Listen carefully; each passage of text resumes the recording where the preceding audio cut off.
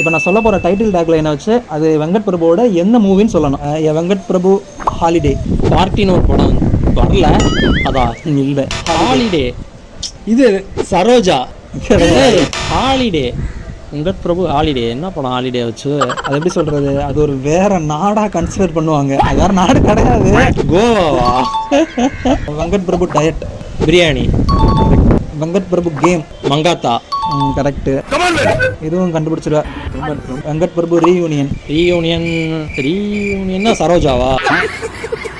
இல்லை சொல்லிடுறேனே, அந்த ஃபஸ்ட்டு அந்த சரோஜாவுக்கும் சென்னை 28க்கும் டேக்லைன் வைக்கலன்னு நினைக்கிறேன். ஓ படம் சென்னை 28 வெங்கட் பிரபு குயிக்கி. குயிக்கி அதான் பார்ட்டியா? இல்லை இல்லை, அந்த இதுலேயே கண்டுபிடிக்கலாம். அதாவது குயிக்கின்னு ஏன் அந்த டைட்டில் வச்சிருக்காரு அப்படின்னு. குயிக்காக முடிக்கணும் அந்த படத்தை.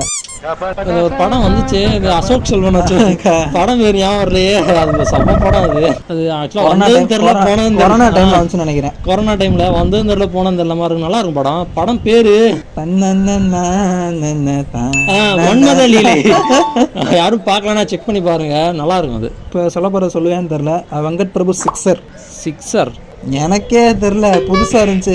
சிக்ஸர்னு நான் வேற படம் யோசித்தேன். அப்புறம் தான் பார்க்குறேன் இந்த படத்துக்கு சிக்ஸர்னு பேர் வச்சிருக்காரு. சம்மந்தமே இல்லாத ஒரு டேக்லைனா அது? ஆமாம், சம்மந்தமே இல்லாத மாதிரி தான் இருந்துச்சு. இல்லை கொஞ்சம் எங்கேயாச்சும் சம்மந்தம் இருக்கு அப்படின்னு மாதிரி நினைக்கிறியா? சம்மந்தமே இல்லையே, எனக்கு தெரிஞ்சு சம்மந்தமே இல்லையே. கண்டுபிடிக்கிறது வச்சுட்டு. இல்லை பார்ட்டியா?